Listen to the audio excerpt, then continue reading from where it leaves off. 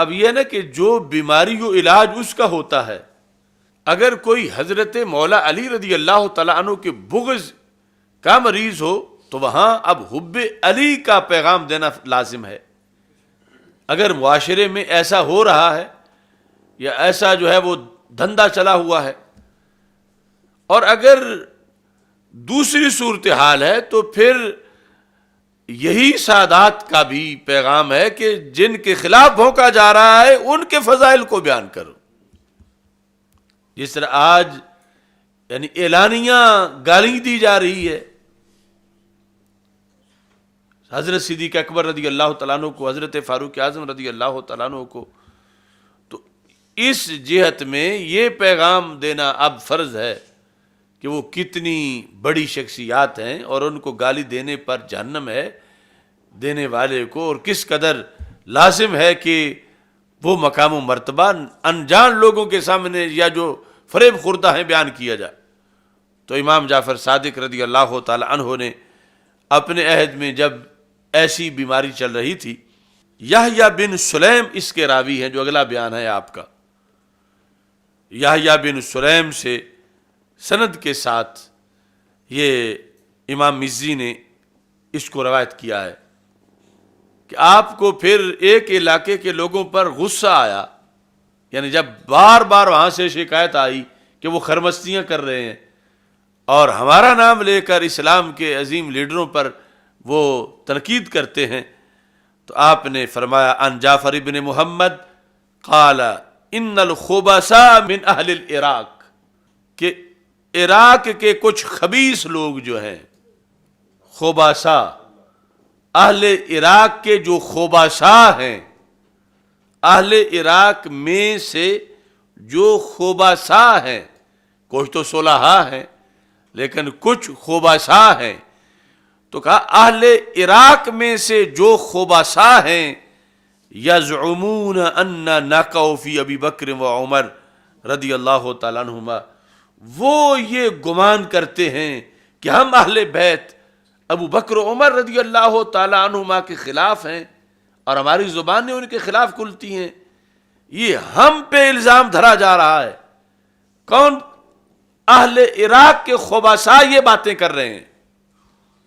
یہ ہیں روافض اس عہد کے، اہل عراق کے خبثاء۔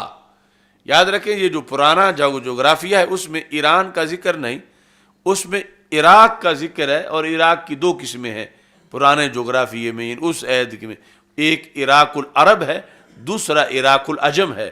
جو عراق العجم ہے اس کا نام پھر ایران پڑا۔ تو یہ بیماری آج بھی جس ایریے میں ہے بالخصوص وہ عراق العجم جو ہے، تو کہا کہ یہ عراق کے اہل عراق کے جو خبثاء ہیں، عراق کے دونوں حصے ان کے جو خبثاء ہیں، وہ ہمارے بارے میں یہ گھڑ گھڑ کے لوگوں کو بتا رہے ہیں کہ امام جعفر صادق اور یہ ائمہ اہل بیت اور یہ سادات کرام جو ہیں یہ حضرت صدیق اکبر رضی اللہ تعالیٰ عنہ کے خلاف بولتے ہیں اپنی مجلسوں میں، اور یہ حضرت عمر رضی اللہ تعالیٰ عنہ کے خلاف بولتے ہیں۔ تو آپ نے فرمایا کہ میں تو یہی کہوں گا کہ یہ خبیث لوگ ہیں جو اس طرح کی باتیں کر رہے ہیں۔ فرماتے ہیں وَهُمَا وَالِدَايَ، وہ تو دونوں میرے باپ ہیں۔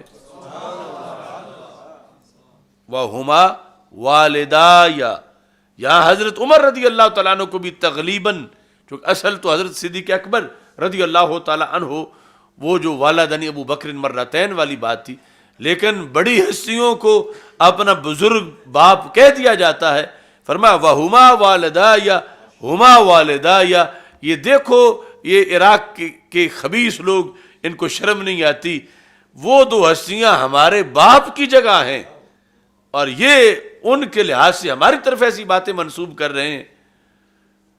تو یہ بھی امام جعفر صادق رضی اللہ تعالی عنہ نے خطبہ دیا، اور اس کے راوی یحییٰ بن سلیم رضی اللہ تعالیٰ عنہ ہے۔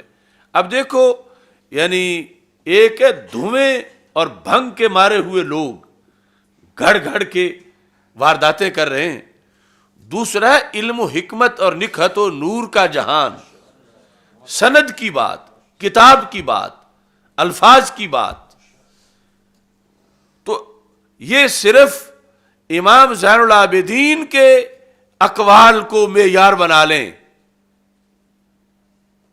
امام محمد باقر رضی اللہ تعالیٰ عنہ کے اقوال کو معیار بنا لیں، یا نیچے آ کے امام جعفر صادق رضی اللہ تعالیٰ عنہ کے اقوال کو جو سند سے ثابت ہیں.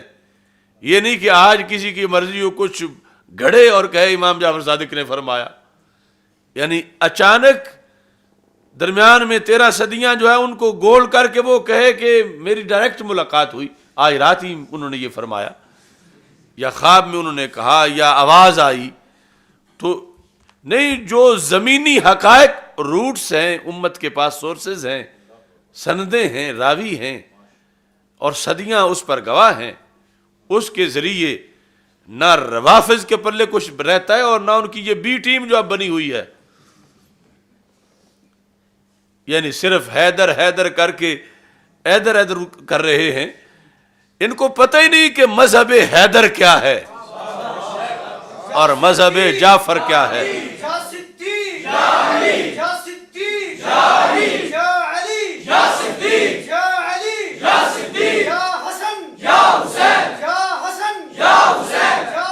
اب میں بالخصوص سندھ کے کچھ پیروں کے لحاظ سے یہ بات کر رہا ہوں کہ ہماری تو کوئی حیثیت نہیں، ایک گوندل بول رہا ہے، ایک جاٹ بول رہا ہے، ہم ذرہ خاک کی حیثیت بھی نہیں رکھتے، لیکن ہم امام جعفر صادق رضی اللہ تعالی عنہ پیش کر رہے ہیں. کس کی مجال ہے کہ دم مارے امام جعفر صادق کے سامنے؟ تو امام جعفر صادق کا نظریے کا جھنڈا میرے ہاتھ میں ہے. حیدر حیدر حیدر حیدر حیدر حیدر حیدر. اب یہ بیان کر کے پھر حیدر کہو، باتیں کاڑوں کی کرتے ہو اور نام حیدر کا لیتے ہو. ایسے سادات کو ہم کوشش کر رہے ہیں، اگر ان کے پاس کچھ ہے تو وہ پیش کریں، اپنے نظریے پر پیش کریں. آج سے 1 صدی پہلے، آج سے 4 صدی پہلے، آج سے 10 صدی پہلے وہ امام جعفر صادق کو ان سے وہ کچھ پیش کریں اپنے سنی ماخذ سے، کاڑوں سے نہ چاٹیں. ان کے پاس تو سوائے راڑوں کے ہے ہی کچھ نہیں. بھنگ ان کے پیچھے پڑ گئے ہو جو خود جبریل پر بریم کرتے ہیں کہ وہ تو وحی غلط لے گیا تھا. معاذ اللہ، ہوش کرنی چاہیے ایسے پیران کو. یہ سیادت کے نام پر داغ بنتے جا رہے ہیں. معاذ اللہ، جو بھی سید سیادت کے نام پر داغ نہیں بننا چاہتا وہ امام جعفر صادق کے فتووں کو اپنی زبان کا زیور بنائے، اپنے بیان کا زیور بنائے، اور اس کے سورسز، اس کی سندیں بیان کرنا ہماری ذمہ داری ہے. لیکن یہ کوئی بات نہیں آج بیٹھ کے ان کاڑوں کی مجلس میں کسی کی زنانی کاڑوں کی طرف سے آ گئی، کسی کی بہو، کسی کا داماد، کسی کا کوئی، اور پھر یہ امت کے ان آفتاب و مہتاب کی طرف منہ کر کے تھوکنا شروع کر دیا انہوں نے. امام جعفر صادق بڑے غصے میں ہیں آج بھی قبر میں. والدانی ابو بکر مرتین. تو سیدنا امام جعفر صادق رضی اللہ تعالی عنہ سے کچھ کاڑے اس وجہ سے بھی بغض رکھتے ہیں کہ انہوں نے یہ باتیں کیوں کی تھیں. یعنی یہ کہتے ہیں کہ ان سے پوچھ کے کریں. اور ادھر امام زین العابدین رضی اللہ تعالیٰ عنہ کی تقریریں ہیں جنہوں نے کہا تھا اخرجوا انی فعل اللہ بکم، اب بک بک کری ہے، نکل جاؤ یہاں سے، چمڑی تمہاری رب اتارے گا. یہ تھا ان سیدوں کا کام کہ اگر کوئی کاڑا آئے تو اس کو دفع کریں یا پھر اس کا کاڑا پن دور کریں. یہ ان کی سیاہی لے کر خود ملنا شروع کر دیتے ہیں اور پڑے پوس سے جا کے ان کے قدموں میں گر رہے ہیں. 50 سال کے، 80 سال کے. کروڑوں سلام ہیں سید کی ذات کو، اور یہ نصاب ہے سیدوں کا، بھولنا نہیں چاہیے اس کو. اور یہ ہم فقیروں کی، طالب علموں کی، خادموں کی ڈیوٹی ہے کہ ہم امت کے یہ سارے ذخیرے کھول کھول کے سامنے لا رہے ہیں. یہ مقصد ہے ہماری سنی کانفرنس کا. اب اتنی پوری تقریر تو ہمیں یہ دعوت تو سنی کانفرنس پہ کھلانی چاہیے تھی، لیکن ہمیں اتنی جلدی ہے کہ زمانے میں اندھیرا کیوں ہے کہ فوراً یہ چیزیں برسرعام لائی جائیں، ذمہ داری کے ساتھ بیان کی جائیں. اب ہم اس کے ایک لفظ کے ذمہ دار ہیں، یہ نہیں کہ آواز آئی. ہمارے پاس سورسز ہیں کہ پکڑ کے توڑ مدینہ منورہ تک لے جائیں گے کہ پچھلی صدی میں اس نے روایت کیا، اس سے پچھلی میں اس نے روایت کیا. ایک نہیں، پھر ہزاروں ہیں اس کو روایت کرنے والے. تو اس واسطے اہل سنت ایسا نہیں کہ کوئی گھونسلہ ہے محض تنکوں کا اور ہواؤں میں اڑ جائے گا. یہ فولاد سے مضبوط چٹانوں پر بنا ہوا قلعہ ہے، اسے کسی آستانے کی ضرورت نہیں. اس کے لیے مدینہ منورہ کا فیض ہے، اور مدینہ منورہ کے فیض سے آگے جہاں جہاں جلوہ گر ہے وہ ہر آستانہ اس کا مرکز ہے. اس کو کسی عالم کی، کسی مفکر کی، کسی شیخ الحدیث کی، کسی لیڈر کی اس کو ضرورت نہیں، سب کو اس کی ضرورت ہے.